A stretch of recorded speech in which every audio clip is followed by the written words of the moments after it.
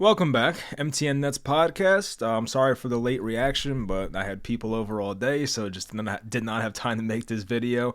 But yeah, so the Nets dropped game one. Game one was no fun, but Philly takes it by 20, 121 to 101.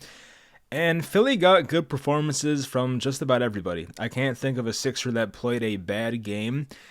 Joel Embiid was constantly double teamed. It seemed like he made the right decision just about every time. He had a couple plays he threw the ball out of bounds, but aside from that, he was pretty much flawless in his decision making. And shooting wise, Embiid was 7 for 15 and made every free throw. So he was pretty effective there as well. James Harden, 7 of 13 from three. That was the killer. Quarter two, James Harden went off. He made like 4 threes in a row. So that was crazy. But yeah, the Nets may have to make some adjustments. I was a fan, if you listen to my preview of this series, of doubling Joel Embiid and seeing how the rest of this Sixers supporting cast would react. And I think we got our answer today. We saw that their supporting cast can make their shots. They made them at a pretty high rate, and the Sixers also beat the Nets in a lot of other areas, including second chance points, offensive rebounds, and things like that. So we'll touch on all that stuff, what happened in game one, and I'll talk about at the end what needs to change in game two and going forward in this series. Hope you guys enjoyed the video. Leave a like, subscribe, and let's get into it. So on the Nets side of things, they got a really good performance out of Mikal Bridges, 12 of 18. He had 30 points overall. I think he had 23 at half, so his second half was not as impressive, but I do think Philly paid a lot more attention to him and did not let him get his shots off, so somebody else had to step up, and that was part of the problem in this game, is that not enough guys around Mikal Bridges stepped up offensively. And that, of course, is, Cam Johnson played well. I got to say, Cam Johnson was good, but Spencer Dinwiddie did not step up. Nick Claxton was not that great, to be honest. Royce O'Neal was not good at making his shots today. Joe Harris is borderline useless. We'll get to him later. I have a lot to say about Joe Harris. But, Seth Curry made his shots, but I feel like there was just too much pressure on Mikal Bridges to make everything happen, especially when Dinwiddie is playing this poorly. It does put a lot of pressure on Mikal Bridges, so that definitely makes sense. But for Dorian Finney-Smith, only 18 minutes, which I did not realize. That's actually not a lot at all for him. Was 2 of 2 from 3, so you do like that, of course, but that was just about it. He guarded James Harden for a lot of this game, and of course Harden made a lot of shots over him, so is what it is. And I was kind of thinking that Mikal Bridges would draw the assignment on James Harden, but that was not the case. It was for some possessions, but I think Finney-Smith was like the main guy they wanted on James Harden. Now Cam Johnson gave us a good game, 7 of 11, 4 of 6 from 3. 18 points total. He was solid. He definitely, made some big shots. I feel like he had a couple threes where Harden made a 3 and then Cam Johnson responded right back with another 3 of his own. So he was keeping the Nets in the game for a while. So I give Cam Johnson a lot of credit. Of course, he's in a contract year, so playing well in this series and possibly beyond that is big for him and his potential paycheck. But anyway, Nick Claxton did reach the 30-minute mark. He was 2 of 4. 1 of 2 at the line, 10 rebounds, only 5 points, a -20, and I think Joel Embiid absolutely got the better of him. It did help that the Nets doubled Embiid every time, but there was even a play in right in front of the basket, basically in the paint, where Embiid just backed down. Claxton did one of those drop steps, and he was just right there for an easy layup, and it was like Claxton wasn't even there. So, yeah, I think Claxton's had better games defensively, but, he did have some nice plays as well. I think he blocked James Harden. I want to see, what did Claxton have blocks-wise? Claxton had 3 blocks, so, that's pretty good, obviously, but this was not, the best Nick Claxton game. I think, we can agree on that. Spencer Dinwiddie, I would say, was probably the most disappointing net. He played the most minutes, 36. Mikal had 34. Dinwiddie was 5 of 12, 1 of 5 from 3, 3 of 5 at the line, had 7 assists, had 4 turnovers, which was the killer. And he had about 3, maybe 4 lob passes, supposed to be alley-oops that were just terrible passes. And I saw that a lot on Nets Twitter talking about Spencer Dinwiddie's inability to throw lobs, which, he's not at the same level that obviously Kyrie was when doing that stuff. But I don't know. I feel like, Dinwiddie is now 30 years old. He's been in the league for a while. Maybe this is just some weird part of his game that he's just not good at. So I don't know what it is, but it was definitely evident today. And, some of these alley-oops to Claxton, and I think maybe Day'Ron once, I mean, they were just too out of reach. And, Claxton may have got a fingertip on it, and it was just a turnover. So, yeah, you can't have that if you're Dinwiddie, especially after all the beef that happened between him and Kuzma.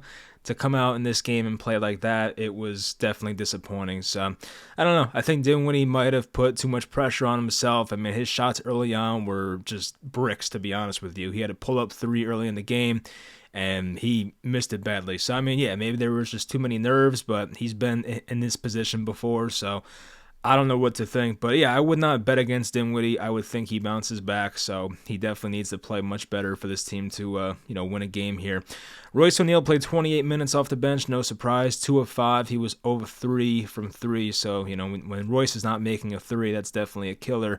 He missed one where I think the Nets got an offensive rebound. I think it was on the Claxton missed free throw. Somebody got the offensive rebound, might have been DFS. He kicked it out to a wide-open Royce O'Neal, top of the key three-pointer, and he missed it pretty badly. So that would have been a big shot to cut it to maybe a 5 or 6 point game. But yeah, Royce wasn't noticeably good in this game, so that was another issue. He was a minus 13. Joe Harris, who, as I said, I did want to spend time on Joe Harris. He has had his moments for the Nets, obviously, not just this year, but even in the past. But, playoff Joe is not something that I feel like dealing with right now. He was able to thrive on the Nets in the playoff series when the Big Three was healthy versus Boston because he was just that guy. There was so much attention, obviously, on Harden, KD, and Kyrie, and Joe Harris was just there for open three-point shots, and he was making them. But, of course, in that next series when guys got injured, of course, and, Joe Harris was supposed to step up. He was terrible, and we saw some of the same things today, how when Joe Harris was not open, he was not doing anything. He missed 2 3-pointers. He made his first from the corner. He was wide open, so I'm happy he made it. But aside from that, if Joe Harris did not have an open 3, it was just 1 dribble and a handoff, or 2 dribbles and a handoff. And, that is not giving us anything offensively. Because, he's not even penetrating to the rim. He's not putting pressure on the defense. I mean, yeah, they have to stick with him because he's a good shooter, but Joe Harris has proven to be useless in the playoffs when he doesn't have open threes. And even in the playoffs, sometimes when he has open threes, he's not making them. So if it were me, I would put Cam Thomas over Joe Harris going forward. We saw Cam Thomas at the end of this game for 4 minutes, and I know that Joe Harris has been around for a long time. He's been in the league now for, 7, 8, 9 years, whatever it's been. But the knock on Cam Thomas is inexperience. He's young, not a good defender. He's not the best playmaker yet. But Cam Thomas gives you way more than Joe Harris would give you. And I feel like the drop-off defensively from Joe Harris to Cam Thomas is not that bad. I understand Joe is bigger. I think Joe is listed at 6'5 or 6'6", and I think Cam is not 6'5 or 6'6". I forget what Cam is exactly. I'll look it up quickly. But you know what I mean? There's not that big of a drop-off. Cam is 6'3", 210, so he's close enough. But there's not a big enough drop-off from Joe Harris to Cam Thomas defensively where I'm that worried about it. And I think we saw it in this game. They put up 101 points, which is not good in today's NBA. Obviously, in the playoffs, teams do score less, it feels like, because teams are playing more intense defense, and refs don't give as many free throws in the playoffs normally. But the Nets obviously needed another scoring option. There was way too much on Mikal Bridges' plate to make things happen, and that, of course, correlates with Dinwiddie having an off game. Cam Johnson had to make basically all of his shots to keep the Nets in that game, and even Finney-Smith did not miss a 3, so that was good. But you need another guy who can put pressure on Philly's defense, and Joe Harris cannot do that. I thought Seth Curry was okay. Obviously, in the regular season, Seth Curry's had his ugly moments, but he's also had times where he's had really good games. And Seth Curry was one of those few guys in the Boston series last year when they got swept where he was pretty good. I feel like Seth Curry showed up, and especially the first 2 games in Boston, I feel like he showed up and made his shots, and he was good today. Played 16 minutes. He was 4 of 5 from the field, 2 of 3 from 3. But Obviously, with Seth Curry, you're not getting much else. Not a good defender, of course, but still, for a pure shot maker, a guy who is kind of cold-blooded in that way, I feel like Seth Curry can make the big shots, and Joe Harris cannot. And at least with Seth Curry, he can shoot off the dribble, he can create separation, and when you're talking about Joe Harris, he does not do those things. Joe Harris does not create separation, he does not normally shoot off the dribble. Maybe if he's wide open, he will once in a while, but Seth Curry is way better in those tighter areas than Joe Harris is. So I don't mean to shit on Joe Harris too much. I do love Joe, but it's just like I don't see how playing him, especially playing him and Seth Curry, which is kind of a Jacque Vaughn thing, we'll get to that, but playing them together was a recipe for failure. I don't know why they would do that. Like I feel like we've seen enough this year in the regular season of Seth Curry and Joe Harris on the floor at the same time, and it does not work out too well. So I don't know why Jacque Vaughn insisted on doing that, but that was part of the plan here in this game. I mean, I get the Nets don't have the most depth in the entire league, but it just seems stupid. And Edmund Sumner couldn't get more minutes, or Cam Thomas couldn't get minutes. So at least the only guy not playing today was Patty Mills. So I mean, I'm fine with that. But it's kind of annoying that they just give Joe Harris the minutes, and if they don't make a change, I am going to be annoyed. I mean, maybe if they scheme more things to get Joe Harris open shots, then yeah, I can understand it. But the way they were running the offense today for most of the time, unless it was like out of timeout, Joe Harris was not being schemed for to make open shots. Like Joe Harris, as I said, had one open look today. The other 2 threes he missed, he was kind of forcing them, and he missed them pretty badly. So I would prefer Cam Thomas. He's going to put pressure on the defense. He can get in the lane, make the floaters. He can make those tough fall-away jump shots from 10, 15 feet out. He's been a better three-point shooter this year. He's been an improved playmaker from last year to this year. I would play Cam Thomas. And Cam Thomas, by the way, he just has that cold-blooded type vibe. Like, remember the Summer League? I know it's Summer League. It's not the NBA playoffs, obviously. But that guy just plays with no fear. I love that about Cam Thomas. He does not give a damn. He's just one of those cold-blooded guys. So he made that huge shot against the Knicks last year when everybody was hurt, and the Nets made that big comeback at the Garden. I feel like Cam Thomas has that in him where, he's a big shot maker. And Joe Harris is the opposite, to be honest. So, yeah, I want to see Cam Thomas get Joe Harris's minutes. And if it goes that badly defensively, okay, at least you try. This was kind of it kind of reminded me of the Blake Griffin situation last year. And, of course, last year, the Nets had a center rotation of Andre Drummond, who they got from Philly in the Harden trade. He was the starting center. At that point, Claxton was the backup center. But Andre Drummond played like complete garbage in the Celtics series, like a lot of guys did. But still, Drummond was just unplayable. He couldn't even get rebounds, which is the one reason you play Drummond in the first place. But Steve Nash did not, this is Steve Nash. He was terrible. But Steve Nash did not put in Blake Griffin until the late third quarter, I think, of Game 3. You can't wait that long. And I feel like Cam Thomas is trending towards that direction, which I don't want. This is the playoffs. You have to make, quick decisions, pull the plug early. There's no time for patience, all right? You saw what Joe Harris gave you today.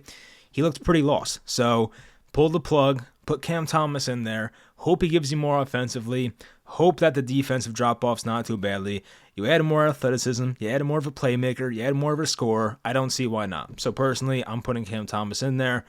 But knowing the Nets, they probably won't do that. So that's a disappointing part. But anyway, team stats. We'll touch on that next because I know that was a big discrepancy in this game. This is the frustrating part. Field goal percentage-wise, the Nets shot 12% better, 12.5% better, 55% to 47% from the field.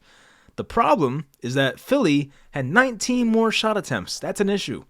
3-pointers. The Sixers made 21. The Nets made 13. The Sixers also had 14 more attempts from 3. Free throw percentage, that was also a bit of a discrepancy. They took almost about the same free throws. Philly took one more, but Philly was 16 of 16 at the line, so credit to them, but the Nets were 10 of 15 at the line, so Philly made 6 more free throws. The Nets got out-rebounded by 3, but on the offensive boards was the big difference. Philly had 14 offensive rebounds, and it felt like a lot of those came in the first quarter. and the Nets only had 5. So they were out-rebounded on the offensive side by 9 rebounds compared to Philly. Philly had 9 more assists. Philly had 11 more steals. The Nets had 20 total turnovers. That's terrible. Can't have that in the playoffs, especially. The Nets did have more points off turnovers by 20, which is like shocking. So the Nets definitely took advantage when they had turnovers, but the problem is that they had a lot more turnovers than Philly did. Points in the paint was even kind of close. I mean, once again, Embiid got doubled just about every time, but Philly only had 2 more points in the paint. Even Paul Reed was having a great game. He had that awesome between the legs move for that layup, so that was cool to see for Philly fans. And yeah, I mean, it was a weird game. I don't know how to describe it, and I don't know what else to feel going towards game 2. I feel like, because part of me is like, okay, Philly had a franchise record in 3-pointers made it in a playoff game. Is this just like a lucky game, an outlier? Like some of the James Harden shots he was making, I don't think he'll make them the rest of the series. But still, I mean, the Nets were not covering these guys from 3. Like, that's the problem. And I think the Nets, honestly, in the first half did a really good job defensively of doubling Embiid and rotating on defense. But once the third quarter came around and James Harden got hot in the late second quarter, things kind of fell apart.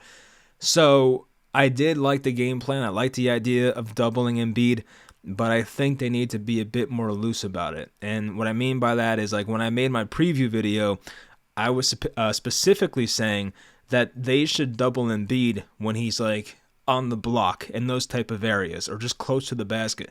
I feel like they were doubling Embiid even when he was on the 3-point line or at the foul line. Like, I don't want to double him in those type of areas because I think if you're the Nets, although he's a really good shooter, and I think Embiid was making his jump shots today, he made a 3, you want to force him into jump shots. You don't want Embiid to destroy you down low.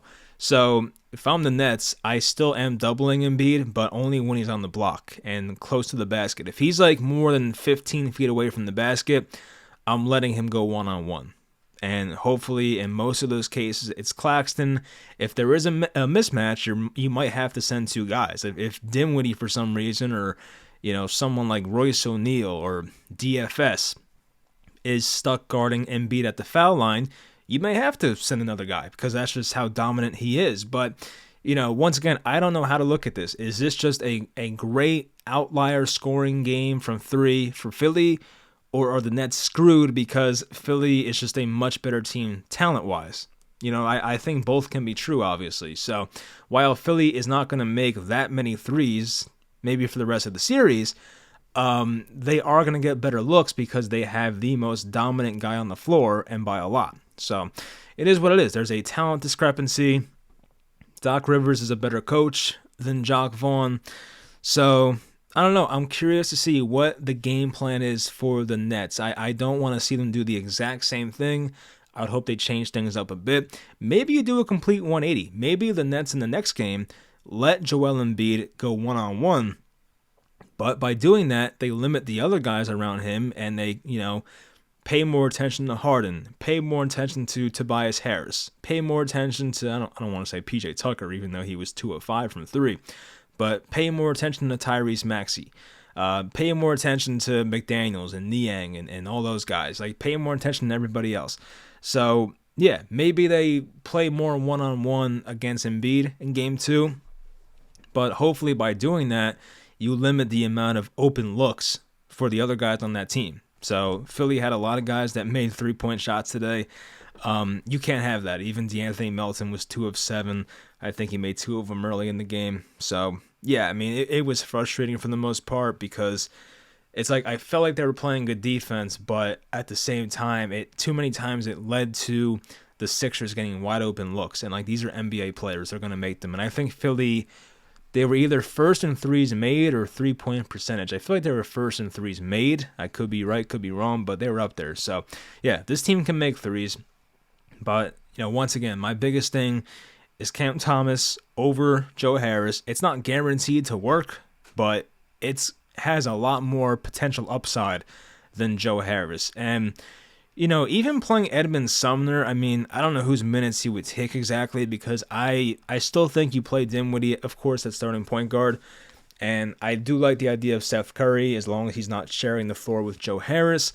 I think Seth Curry along with Seth Curry, along with Cam Thomas, that might not be the right move, but as long as you keep one of the starters, I don't know, they have to mix it up somehow. Like, I think playing Seth and Cam Thomas, that might not be a good idea. But if you're playing Dinwiddie and Cam Thomas, and if you're playing, like, Seth Curry and Mikal Bridges, then that can work. So they just have to find the right mixture, and hopefully they figure that stuff out. I don't want to give up yet, but I do know that the Nets are not in a good position right now. I think right now Philly is a -9.5 for game 2, so you don't want to see that. But I do think if the Nets play a good game and a close to a perfect game, they can win. Like, they can definitely take a game or two in this series. I still think the Sixers win it all, but still, they can take a game or two here. They just have to be more locked in on the defensive end, and even offensively, they just need more playmakers. And you have one guy who's a playmaker on the bench who only played 4 minutes today. And once again, I get he's young, I get he's inexperienced, but he is a much better playmaker than just about any other person not named Dinwiddie or Bridges on this team. So I'm putting Cam Thomas in there. I would give him close to 20 minutes. I really would. So, and the thing with Cam is, like, he can explode at times. Like, we've seen, even the last game of the season against Philly, it was their bench, but Cam Thomas had like 46 points. So, he's had four 40-point games this year. I mean, like, just play the guy. I understand it has some risk, but you are pretty big underdogs in this series. Like, you have nothing to lose, everything to gain if you play Cam Thomas and it works. So it just adds an extra wrinkle possibly to this series if Cam Thomas comes in and plays well, and Philly may not know what to do at first. It might take Philly a full game to be like, oh crap, what do we do with Cam Thomas? So I would put him in there. Maybe it works, maybe it doesn't, but I would just make that change. But anyway, it's pretty much all I got. Game 2 is Monday night. I don't feel confident about winning, but the thing is, I don't know, because Jacque Vaughn is even inconsistent game to game. And another thing with Jacque Vaughn, he did pull the starters pretty early. I think with 5 minutes to go, down by maybe 16 or so, he pulled all the starters, which is like, is that a bit too early? I mean, for a playoff game, I would argue, yeah. I mean, I don't think the Nets were coming back in that game, obviously, but I just feel like, man, it's the playoffs. Like, keep your starters in there. I don't know why you would pull your starters in that situation. Yeah, they were down 16 with 5 minutes to go, and a day off tomorrow, of course. So yeah, I don't know why they, why Jacque Vaughn made that decision so easily, but I guess it is what it is. But hopefully game 2 is different. You gotta, play better defense. You have to find better ways to include playmakers on offense. I don't think the shot making was that bad once again. The Nets shot well. Like, their field goal percentage was good, but even Philly getting the offensive rebounds and second chance points and the PJ Tucker tip outs, you can't have that stuff. So they have to find, a way to box guys out, find where PJ Tucker is, get a body in front of him, and secure the rebounds. They have to do better at that stuff. So if they can do all that, I expect game 2 to be closer, hopefully. So we'll find out what happens, but I'll talk to you guys after that. Hopefully they can knot this thing up at 1-1 going to Brooklyn, but could be a long shot. We'll see. Hope you guys enjoyed the video, and I'll talk to you guys next time.